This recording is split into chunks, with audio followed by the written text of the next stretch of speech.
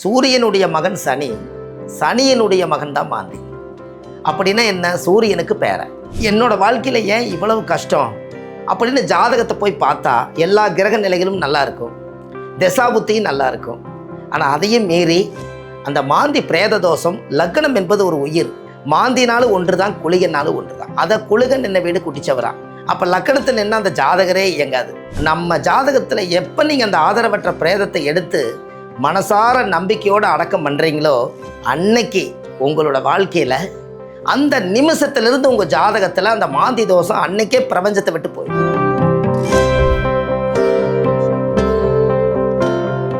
அனைவருக்கும் வணக்கம். பாரம்பரிய திருவள்ளுவர் குலவம்சம் பிரசன்ன ஜோதிடர் சுபமாரிமுத்து திருப்பூர்லேருந்து இந்த பதிவு உங்களுக்காக. இன்றைக்கு ஒரு அற்புதமான ஒரு விஷயத்தை பற்றி இன்றைக்கி மக்களுக்கு ஒரு தெளிவான ஒரு விளக்கத்தை கொடுக்கலாம். அதாவது லக்கணத்தில் மாந்தி இருந்தால் என்ன தோஷங்கிறத பற்றி இன்றைக்கி நம்ம பார்ப்போம். யாருடைய ஜாதகத்தில் எல்லாம் லக்கணத்தில் மாந்தி இருக்கோ அது அவங்களுக்கு பிரேத தோஷம். இந்த பிரேத தோஷங்கிறது நம்ம எப்படி எடுத்துக்கணும் பாருங்கள். அவங்களுடைய வாழ்க்கையில் உண்மையாலுமே பார்த்திங்கன்னா அந்த ஜாதகத்தில் கிரக நிலைகள் கிட்டத்தட்ட பார்த்திங்கன்னா அந்த ஜாதகத்தில் அந்த கிரக நிலையில் எத்தனையோ தோஷங்கள் உலகத்தில் இருக்குது. ஆனால் இது வரைக்கும் மாந்தி தோஷம் மட்டும் யாரும் அதுக்குன்னு ஒரு முக்கியத்துவம் கொடுக்கணும் அல்லவா. சூரியனுடைய மகன் சனி, சனியினுடைய மகன் தான் மாந்தி. அப்படின்னா என்ன? சூரியனுக்கு பேரை. ஒரு ஜாதகத்தில் உண்மையாலுமே ஒருத்தர் லக்கணத்தில் மாந்தி இருந்தால் ஒரு அறிகுறி சொல்கிறேன். மாந்தி என்பது இறப்பு.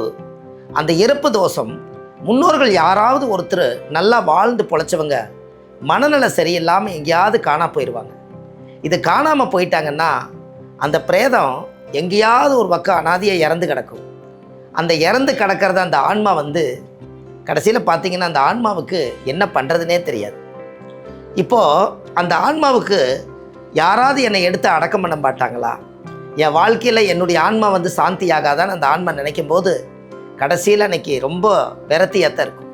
அப்படி இருக்கும்போது அந்த ஜாதகத்தில் ஒரு தாயுடைய கருவறையில் அந்த குடும்ப வம்சத்தில் இந்த மாந்திக்கு அவங்க கரெக்டாக அந்த பிரேத தோஷம் இருக்கிறவங்க அந்த ஆத்மாவை எடுத்து அடக்கம் பண்ணலைன்னா அதே குடும்பத்துக்குள்ளே லக்கணத்தில் மாந்தி அந்த பிரேத தோஷத்தோடவே அந்த குழந்தை பிறக்கும். இந்த குழந்தை பிறந்துருச்சுன்னா பாருங்கள், உங்கள் வாழ்க்கையில் அந்த குழந்தை தலையெடுக்க எடுக்க அவங்களுடைய முகம் மாறிக்கிட்டே வரும். முகமெல்லாம் கருப்பாக பிடிச்சிக்கும். அந்த கருப்பாக மாறும். முகம் அவங்களுக்கு நல்ல ஒரு வசீகரமான முகமாக இருந்தது அந்த முகத்தோட தோற்றமே மாற்றி விட்டுரும். அப்புறம் காலையில் எந்திரிச்சு உட்காந்தாங்கன்னா நெகட்டிவாக தான் யோசிப்பாங்க, பாசிட்டிவாக யோசிக்க விடாது. ரெண்டாவது, லக்கணத்தில் மாந்தி இருந்தால் அவங்க பெரிய இலக்கை அடையணும்னு சொல்லி நிறைய பிரச்சனையில் அவங்க தத்தளிப்பாங்க. அவங்களுடைய லட்சியத்தை அடைய முடியாமல் தவிப்பாங்க. ஒரு இடம் வாங்கி வச்சுருப்பாங்க, வீடு கட்ட முடியாது. ஒரு தொழில் பண்ணலான்னு உருவாக்குவாங்க, தொழில் ஓடாது. அப்போது மனசுக்குள்ளே என்ன நடக்குன்னா, நான் ஒரு பாவமுமே செய்யலையே, என்னோடய வாழ்க்கையில் ஏன் இவ்வளவு கஷ்டம் அப்படின்னு ஜாதகத்தை போய் பார்த்தா எல்லா கிரக நிலைகளும் நல்லா இருக்கும், தசாபுத்தியும் நல்லா இருக்கும். ஆனால் அதையும் மீறி அந்த மாந்தி பிரேத தோஷம், லக்னம் என்பது ஒரு உயிர், ஒரு தாயுடைய கர்ப்பத்திலிருந்து ஒரு தொப்புள் கொடி அறுக்கும்போது நீங்கள் எத்தனை மணிக்கு பிறக்கிறீங்களோ அதுதான் லக்னம். அந்த லக்னத்துக்குள்ளே போய் இந்த மாந்திங்கிற டெத்து ஆல்ரெடி அந்த பிரேத தோஷத்துக்கு அந்த மாந்திக்கிட்டேயே போய் ஒரு தாய் 10 மாதம் ஒரு குழந்தைய சுமந்து அந்த பெத்து இந்த பூமிக்கு வெளியில் கொண்டு வரும்போது கரெக்டாக அந்த மாந்தி மேலேயே லக்கணம் விழுந்தா அதான் லக்கணத்தில் மாந்தி பிரேத தோஷம். அப்போ இந்த மாந்தி தோஷத்தை நீங்கள் நிவர்த்தி செஞ்சால் நீங்கள் வாழ்க்கையில் நல்லா இருப்பீங்க இல்லையா? இது முதல்ல நம்மளுக்கு தெரிஞ்சுக்கணுமில்ல. அப்போ யாருடைய ஜாதகத்திலெல்லாம் மாந்தி இருக்கோ இப்போ கூட நீங்கள் எடுத்து பாருங்கள். அந்த மாந்தினால் அவங்களுடைய முகபாவனை எப்படி இருக்குன்னு பாருங்கள். அவர் எப்படி இருந்தார், இப்போ எப்படி இருக்காருன்னு பாரு. இதெல்லாம் நம்ம ஜாதகத்தில் கிட்டத்தட்ட ஒரு நாளைக்கு 4-5-6 ஜாதகம் பார்க்குறோம். இல்லை மாந்தி வந்தால் உடனே அந்த ஜாதகத்தை பார்ப்பேன், முகத்தை பார்ப்பேன். இந்த முகத்தை பார்த்தோன்னே இவருடைய முகமே சொல்ல இவருக்கு லக்கணத்தில் மாந்தி இருக்குன்னு. அப்போ இந்த மாந்தி எவ்வளவு தூரம் பாரு. அந்த மாந்திக்கு ஆதிகால பேர் என்னென்னு கேட்டிங்கன்னா குளிகன்னு பேர். நீங்கள் ஜாதக கட்டத்தில் சூரியன், சந்திரன், செவ்வாய், புதன், குரு, சுக்கிரன், சனி, ராகு, கேதுன்னு சொல்லுவீங்க. கூடவே குளிகன் அப்படின்னு வரும். குளிகன் யாருன்னு கேட்டால் குளிகனும் ஒன்று தான், மாந்தி தான். மாந்தினாலும் ஒன்று தான், குளிகனாலும் ஒன்று தான். அதை குளிகன் என்ன வீடு குட்டிச்சவரா. அப்போ லக்கணத்தில் என்ன அந்த ஜாதகரே இயங்காது. இதுதான் மிகப்பெரிய தோஷம். அப்போ இதுக்கு ஏதாவது ரெமெடி வேணுமில்ல. ஒரு விஷயத்தை நம்ம கண்டுபிடிச்சிட்டோம், அந்த விஷயத்தில் ஒரு தோஷம் இருக்குதுன்னு சொல்லிட்டோம். அந்த தோஷத்துக்கு நிவர்த்தி வேணுமில்ல. அப்போது இதிலிருந்து தான் நீங்கள் நல்லா கேட்டுக்கணும். என்னன்னா, இந்த லக்கணத்தில் மாந்தி இருந்தால் இது முதல் நீங்கள் தெரிய வேண்டியது என்னென்னா, பிரேத தோஷம் இருக்குதுன்னு இந்த ஜாதகத்தை நம்ம கண்டுபிடிச்சிட்டோம். இதுக்கு சரியான பரிகாரம் என்னன்னு கேட்டால், ஒரு அரசு ஆஸ்பத்திரியில் அரசாங்க அனுமதியோட, ஒரு போலீஸ் அனுமதியோட, ஒரு அரசாங்கத்தில் முறைப்படி ஒரு அம்மா அப்பா இல்லாமல் ஒரு அனாதையாக இறந்து போய் அந்த மார்ச்சரையில் இருக்கிறத 10 நாள் 15 நாள் ஆகி இந்த பிரேதமாக இருந்து யாருமே அடக்கம் பண்ணுறக்கு ஒருத்தருமே வரலையே அப்படின்னு நினச்சி, யார் அந்த காலத்தில் யார் தேடுன்னு தேடி அந்த பிரேதத்துக்கு அப்பா அம்மா இல்லையோ அதுதான் ஆதரவற்ற பிரேதம். அதை அரசு அனுமதியோடு போய் ஒரு எந்த ட்ரஸ்ட்டு கொடுக்குறாங்களோ அந்த ட்ரஸ்ட்டுக்கிட்ட போய், ஐயா எங்களுக்கு ஒரு சாங்கியம் இருக்குதுன்னு சொல்லி அந்த ஆதரவற்ற பிரேதம் அடக்கம் பண்ணுறவங்களோட கூட போய் அந்த பிரேதத்துக்கு என்ன ஈமகாரியமோ, ஒரு கோடி துணி, ஒரு மாலை, இதை வாங்கி போட்டு அந்த பிரேதத்தை நீங்கள் தொட்டு கும்பிட்டு, கடவுளே என்னுடைய வம்சத்தில் யாரோ ஒருத்தர் காணாமல் போய் இறந்ததை எடுத்து அடக்கம் பண்ணியிருப்பாங்க, அதுக்கு பதிலாக நான் இந்த பிரேதத்தை என்னுடைய குடும்ப வம்சமாக எடுத்து நான் அடக்கம் பண்ணுறேன்னு சொல்லி மனசார நீங்கள் அந்த பிரேதத்துக்கு ஒரு உதவி செஞ்சு ஈமகாரியத்தை செஞ்சீங்கன்னா அந்த ஆன்மா நம்மளை கூட வாழ்த்து. அந்த ஆன்மா நம்மளை வாழ்த்தும் போது நம்ம ஜாதகத்தில் எப்போ நீங்கள் அந்த ஆதரவற்ற பிரேதத்தை எடுத்து மனசார நம்பிக்கையோடு அடக்கம் பண்ணுறீங்களோ அன்னைக்கு உங்களோட வாழ்க்கையில் அந்த நிமிஷத்திலிருந்து உங்கள் ஜாதகத்தில் அந்த மாந்தி தோஷம் அன்னைக்கே பிரபஞ்சத்தை விட்டு போயிடும். இதை கிட்டத்தட்ட பார்த்தீங்கன்னா இந்த மாந்தி தோஷத்துக்கு சரியான பரிகாரம், ஒரு ஆதரவற்ற பிரேதம் எடுத்து யார் அடக்கம் பண்ணாலும் ஒரு அஸ்வமேத யாகம் நடத்துறதுக்கு சமம். அப்படின்னா பாருங்கள், அந்த காலத்தில் ராஜாக்கள் எல்லாம் அவங்களோட வாழ்க்கையில் யாகத்திலேயே சிறந்த யாகம் அஸ்வமேத யாகம்.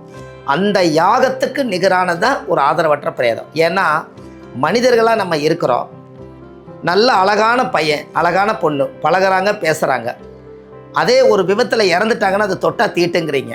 அப்போ அந்த ஆன்மை என்ன நினைக்கும்?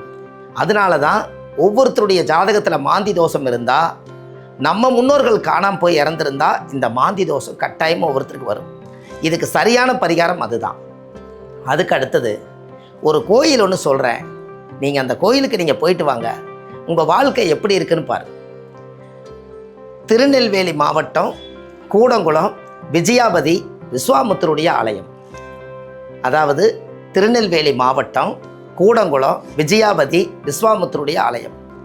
இந்த ஆலயத்தில் அங்கே போய் நீங்கள் கோவிலில் போய் ஒரு பௌர்ணமிக்கோ இல்லை மற்ற நாட்கள்லையோ அமாவாசையிலையோ இல்லை மற்ற நாள்லையோ போய் சாமிக்கு தேங்காய் பழம் பூ மாலை கல்கண்டு வாங்கி அர்ச்சனை பண்ணி உங்கள் ஜாதகத்தை கொண்டு போய் அங்கே வச்சு பூஜை பண்ணி சாமி கும்பிட்டு அந்த விஸ்வாமுத்தருடைய ஆலயத்தில் 1 மணி நேரம் உட்காந்துட்டு வாங்க. அந்த சாமி உங்களை பார்க்கும்போது உங்களுக்கு தோஷ நிவர்த்தியாகும். இது ஏன் விஸ்வாமுத்தருடைய ஆலயத்தை லக்கணத்தில் மாந்திக்கு கனெக்ட் பண்ணுற சொல்லுங்க பார்க்கலாம். எத்தனையோ கோவில் இருக்குது தமிழ்நாட்டுக்குள்ள, அந்த மாந்திக்கு ஏன் விஸ்வாமுத்திர கோயிலை எடுக்கணும்? இந்த மாந்தி தோஷத்துக்கு விஸ்வாமுத்திர கோயிலை விட இதை விட சக்தி வாய்ந்த கோயிலெல்லாம் இருக்கல்ல. ஏன் விஸ்வாமுத்திர கோயிலில் போய் நீங்கள் பூஜை பண்ணி சாமி கும்பிட்டு வாங்கன்னு சொல்கிறேன். அதுக்கு உதாரணம் இருக்குது, கேளுங்க. அதாவது தசரத மகாராஜா, உலகத்திலேயே தசரத மகாராஜாவுக்கு குழந்தை இல்லை. விஸ்வாமுத்திர தான் குடும்ப ஜோசியர். ஜாதகத்தை கொடுத்து பார்த்தோன்னே, ராஜா உங்களுக்கு புத்திர தோஷம் கிடையாது, நீங்கள் புத்திர யாகம் செய்தீங்கன்னா ஆண் குழந்தையே பிறக்குன்னு சொல்லும். அப்படியா? உடனே அதுக்கு ஏற்பாடு பண்ணுங்கன்னு தசரத மகாராஜா ஆணையிடுறார். உடனே பார்த்தோன்னே விஸ்வாமுத்திர யாகம் செய்கிறார். யாகம் செய்து முடிச்சோடனே ராமர் பிறக்கிறார். ராமர் பிறந்து தலையெடுத்து ராமருக்கு கல்யாணம் பண்ணி வச்சது விஸ்வாமுத்திரர். வசிஷ்டர் குடும்ப ஜோசியர். அப்போ விஸ்வாமுத்திரர் தான் ராஜரிஷி. பிரம்ம ரிஷி பட்டம் வாங்கினதை இழந்த சக்தியை மீட்டெடுத்தவர் தான் விஸ்வாமுத்திரர். இழந்த சக்தியை மீட்டெடுக்கிறதுக்கு இந்த உலகத்தில் யாராலையுமே முடியல. விஸ்வாமுத்திரர் ஒருத்தர் தான் பிரம்ம ரிஷி பட்டம் வாங்கினார். அந்த பிரம்ம ரிஷி பட்டம்னா என்ன? பிரம்ம மகரிஷியாக தான் அவர் பட்டம் வாங்கினார். இந்த உலகத்தில் எல்லாத்தையும் நீங்கள் ஜெயிச்சிருவீங்க, ஜெயிச்சதெல்லாம் ஒரு நாள் இழந்துட்டீங்கன்னா அந்த இழந்ததை மீட்டெடுக்கிறதுக்காக யாகம் செய்தார் திருநெல்வேலி மாவட்ட கூடங்குளம் விஜயாபதி விஸ்வாமுத்தருடைய ஆலயத்தில். பல லட்சம் வருஷமாக தவம் இருந்து அந்த விஸ்வாமுத்திரர் அங்கே தான் அவருடைய உடம்பு மனம் எண்ணம் செயல் எல்லாம் அங்கிருந்த யாகம் நடந்தது. அப்போது இந்த விஸ்வாமுத்திற்கு ராமருக்கு பிறந்த உடனே ராமருக்கு கல்யாணம் பண்ணி வச்சு லவகுஷங்கிற குழந்தைகள் பிறந்து எல்லாம் இருந்து வாழ்ந்து எல்லாம் போகும்போது சீதா தேவியை கூட தாண்டினோடனே ராவணன் கடத்திட்டு போயிட்டார். இந்த ராவணன் கடத்திட்டு போனதுனால ராமர் வந்து பல நாள் பழி வச்சு ஒரு நாள் இலங்கையில் போய் எல்லாத்தையும் அழித்து சீதா தேவியை மீட்டெடுத்து வந்தார். இந்த மீட்டெடுத்து வந்ததுக்கு காரணம் என்னென்னா, ராமர் ராவணனை கொன்னுட்டார். இந்த கொன்னதுனால பிரேத தோஷம் ராமருக்கு வந்தது. அப்போ உடனே ராமருக்கு வந்தோடனே ராமர் நினச்சி பார்த்து சொல்கிறாரு, ஐயா, இவ்வளவு காலமாக நான் என்னோடய வாழ்க்கையில் நான் என்ன பண்ணுறதுனே தெரியலையே. ராவணன் வந்து ராவணேஸ்வரன் வந்து 9 நவகிரகங்களையும் படிக்கட்டாக அடுக்கி வச்சு தீர்ப்பு சொல்லக்கூடியவர் தான் ராமணேஸ்வரர். அப்பேற்பட்டவரை ராமர் கொன்னதுனால ராமருக்கே பிரம்மகத்தி தோஷம் பிடிச்சிருச்சு. இந்த ராமருக்கு பிரம்மகத்தி தோஷம் பிடிச்சதுனால அவருக்கு என்ன பண்ணுறதுனே தெரியல. அவரோட சக்தியெல்லாம் இழந்துட்டார். இந்த சக்தியெல்லாம் இழந்ததுனால அவருக்கு உடனே ஒரு ஞாபகம் வந்திருக்குது. அடடே, நம்ம தாயுடைய கருவறைக்குள்ள நான் பிறக்கும்போது யாகம் செய்து தானே நான் பிறந்தேன். அப்போ விஸ்வாமித்திரர் தானே நம்மளுக்கு வந்து கருவிலேயே கணிச்சவர். அவரே எங்கே இருக்கிறாருன்னு தியானம் பண்ணி பார்க்கலான்னு பார்க்கும்போது விஜயாவதி விஸ்வாமித்திர கோயிலில் அங்கே தவம் செய்துட்டு இருந்திருக்கார். அந்த இடத்துல இவர் ராமர் போய், நான் ராவணனை கொன்னுட்டேன், இந்த கொன்னதுனால எனக்கு எல்லா சக்தியும் இழந்துட்டேன், எனக்கு இழந்ததை மீட்டெடுக்கணும்னு அவர் சொல்ல. கரெக்டாக பார்த்தீங்கன்னா இழந்ததை மீட்டெடுக்கிறதுக்கு அவர் பார்த்தோன்னே, அடடே, தசரத மகாராஜாவுடைய வாரிசலவா நீ, உனக்கு இப்படி ஒரு நிலைமையா, உட்காருன்னு சொல்லி நவகலச யாகம் செய்து அந்த தீர்த்தம் எடுத்து ராமர் தலையில் ஊற்றினே ராமருக்கு பிரம்மகத்தி தோஷம் நிவர்த்தியாச்சு. இழந்த சக்தியெல்லாம் மீட்டெடுத்தார் ராமர். என்னென்ன எடுத்தார்? சீதாதேவியை மீட்டெடுத்தார். கட்டின மனைவியை ராவணன் கடத்திட்டு போனோன்னே சீதாதேவியை மீட்டெடுத்தார். அடுத்தபடியாக லவகுஷன் குழந்தைகளை பிரிஞ்சு 14 வருஷம் வனவேசம் போனார் ராமர். லவகுஷன்கிற குழந்தைகளை மீட்டெடுத்தார். ராமர் வந்து தசரத மகாராஜா இறக்கும்போது ராமர் காட்டுக்குள்ளே இருந்தார். அப்போ கொல்லி வைக்கிறதுக்கு யாருமே இல்லை. அப்போ அன்னைக்கு ஈமகாரியம் செய்யாதவர் வந்து ராமர் வந்து திதி கொடுத்து பிண்டம் கொடுத்து ஈமகாரியத்தை செஞ்சு தசரத மகாராஜாவுக்கு ஈமகாரியம் செய்தார். அதுக்கு அடுத்தது இழந்த சக்தி மீட்டெடுக்கிறதுக்காக அயோத்தியில் இருக்கக்கூடிய ராமருடைய ஜென்ம பூமி இழந்ததை மீட்டெடுத்ததுனால திரும்பி வந்தது. அதுக்கு அடுத்தது ராமருக்கு பட்டாபிஷேகம். சீதாதேவி, ராமர், லட்சுமணர், அனுமார்னு சொல்லி எல்லாம் ஒரு குடும்பமாக சேர்ந்து அவருக்கு எல்லாமே ராமருக்கு பட்டாபிஷேகம் நடந்தது. இத்தனையும் அந்த கோயிலுக்கு போயிட்டு வந்தோடனே ராமருக்கே இதெல்லாம் நடந்துச்சு. அப்போ சொல்லுங்கள், லக்கணத்தில் மாந்தி இருந்தால் நீங்கள் எந்த கோயிலுக்கு போயிட்டு வரோன்னு சொல்லுங்கள். இப்போ ஒரு முறை வாழ்க்கையில் நீங்கள் அந்த கோயிலுக்கு போங்க. அந்த கோவிலில் ஒரு மிகப்பெரிய ஒரு ஸ்ரீசக்கரம் ஒன்று இருக்குது. அளவாக கொஞ்சம் கச்சிதமாக கருவறைக்குள்ளே வச்சுருக்காங்க. அவர் வந்து விஸ்வாமித்திரர் உருவாக்கிய ஸ்ரீசக்கரம். அந்த சக்கரத்தினுடைய பவர் தான் விஜயாவதியில் விஸ்வாமித்திர ஆலயத்தில் அவ்வளோ பவர். இன்றைக்கெல்லாம் அந்த சக்கரத்தை பார்க்குறதே பெரிய விஷயம். அப்பேற்பட்ட பவர் அங்கே இருக்குது. அதனால தான் அவருடைய ஜீவ சமாதியுடைய ஆன்மாவே அந்த ஸ்ரீசக்கரத்தில் போய் அடக்கலமாயிருச்சு. அதனால் அந்த ஸ்ரீசக்கரத்தை பார்க்குறதே பெரிய புண்ணியம். அந்த இடத்துக்குள்ள ரகசியமாக கோயிலுக்குள்ள கருவறைக்குள்ளே அது இருக்குது, இன்றைக்கி இருக்கும். அந்த விஸ்வாமித்திர, ஆதிகால விஸ்வாமித்திர அந்த ஸ்ரீசக்கரத்துக்கு நேரு உட்கார்ந்துருக்கிறது ஒரு ஜான் தான் இருக்கும். கையை வந்து மடித்து வச்சு உட்காந்துருப்பார். கையில் ஒரு லிங்கம் ஒன்று இருக்குது. அப்போ லிங்கம்னா அவரே சிவன் பக்தராக தான் இருந்திருக்காரு விஸ்வாமித்திரர். இப்பேற்பட்ட விஸ்வாமித்திரருடைய ஆலயத்தில் நீங்கள் போய் வாழ்க்கையில் பௌர்ணமி அன்னைக்கு ஒரு முறை அந்த கோயிலுக்கு நீங்கள் போயிட்டு வாங்க. இடையிலே நீங்கள் போகலாம். அந்த கோவில் வந்து பஸ் வசதி அதிகமாக கிடையாது. எப்பாவது ஒரு டைம் தான் வரும். கடலோர பகுதி. அதனால் வந்து அந்த கோவில் வந்து ஒரு யுகம் என்பது 1,00,000 வருஷம். அப்போ திரேத யுகம், கிரேத யுகம், கலியுகம், இத்தனை யுகமும் தாண்டறதுக்கு 3-4 யுகத்துக்கே 4,00,000 வருஷம் ஆகுது. அப்போ 4,00,000 வருஷத்துக்கு முன்னாடி ராமாயணம் பிறந்தது. அப்போ 4,00,000 வருஷத்துக்கு முன்னாடி அந்த கோவிலுக்கும் அந்த ராமாயணத்துக்கு ஒரு தொடர்பு இருக்கா இல்லையா? அப்பேற்பட்ட பழமை வாய்ந்த ஒரு கோவில். எளிமையாக தான் இருக்கும். அந்த கோவிலில் அவ்வளோ பெரிய சக்தி இருக்குது. இன்றைக்கி நீங்கள் பார்த்தீங்கன்னா விஸ்வாமித்திர கோயிலுக்கு நாமளே இதை சொல்லி இந்த கோயிலில் வந்து நானே 18 முறை யாகம் செய்திருக்கேன். 18 முறை ஸ்ரீசக்கரத்தை தொட்டிருக்கேன். இன்றைக்கி அதனால் உண்டான மகிமை என்னன்னு கேட்டிங்கன்னா, அளவில்லாத ஜனங்கள் எல்லாரும் போய் சாமி கும்பிட்டு வராங்க. எல்லாத்துக்கும் நல்லது நடக்குது. கல்யாணம் ஆகாதவங்களுக்கு கல்யாணம், குழந்தை இல்லைன்னு சொல்கிறவங்களுக்கு குழந்தை வரம் கிடைக்குது. கடன் பிரச்சனை தீரவே எனக்கு தீரலைங்கிறவங்க இழந்த சக்தியை மீட்டெடுக்கிறதுக்காக கடன் தீருது. வாழ்க்கையில் பேரும் புகழும் மதிப்பு மரியாதை இழந்திருந்தால் அது எல்லாமே அந்த கோயில் போயிட்டு வந்தால் மீண்டும் திரும்ப வருது. இழந்த பதவியை மீட்டெடுக்கிறதுக்காக பிரம்ம மகரிஷி அவரே விஸ்வாமுத்திரே இழந்த பதவியை பிரம்மரிஷி பட்டம் வாங்கி இழந்ததவே அவரே யாகம் செய்து தான் மீட்டெடுத்தார். யாருக்கெல்லாம் பதவி யோகம் வேணுமோ அவங்க அந்த கோயிலில் போய் அந்த மண்ணை மிதித்து சாமிக்கு தேங்காய் பழம் பூ மாலை கல்கண்டு வாங்கி அர்ச்சனை பண்ணி அந்த கோவிலில் போய் நீங்கள் சாமி கும்பிட்டு வந்தாச்சுன்னா உங்களுடைய ஜாதகத்தில் இழந்த பதவி எல்லாம் மீண்டும் வந்துடும். அப்படின்னா பாருங்கள், இதெல்லாமே பார்த்தீங்கன்னா உங்கள் வாழ்க்கையில் என்ன சொல்கிறது, ஒரு பெரிய ஒரு புண்ணிய காரியம். அந்த கோயிலுக்கு அங்கே போகும்போது சாமிக்கு தேங்காய் பழம் பூ மாலை கல்கண்டெல்லாம் வாங்கிட்டு போங்க. கோவிலை வச்சு அர்ச்சனை பண்ணி பூஜை பண்ணி சாமி கும்பிட்டு வாங்க. உங்கள் வாழ்க்கையில் விஸ்வாமுத்தருடைய ஆலயத்துக்கு நீங்கள் போயிட்டு வந்தால் காசி கயாவை 48 முறை நீங்கள் போயிட்டு வந்ததுக்கு சமம். அந்த கோவிலே மிகப்பெரிய ஒரு பெரிய சக்தி வாய்ந்த கோயில். இந்த கோயிலுக்கு 10 பேர், நான் போகும்போது மினிமம் ஒரு 10 பேர் 20 பேர் 50 பேர் போயிட்டு இருந்தாங்க. இப்போ பார்த்தீங்கன்னா அந்த கோவிலில் பௌர்ணமி அன்னைக்கு 3000 பேர் அந்த அபிஷேகத்துக்காக நின்றுட்டுருக்காங்க. உட்கார இடம் இல்லை, அவ்வளவு பவர் அடிக்குது. ஏன்னா இழந்த பதவியை மீட்டெடுக்கிறதுக்கு யாரால் முடியும்? ஒரு சித்தர் சொல்லுங்கள் பார்ப்போம்.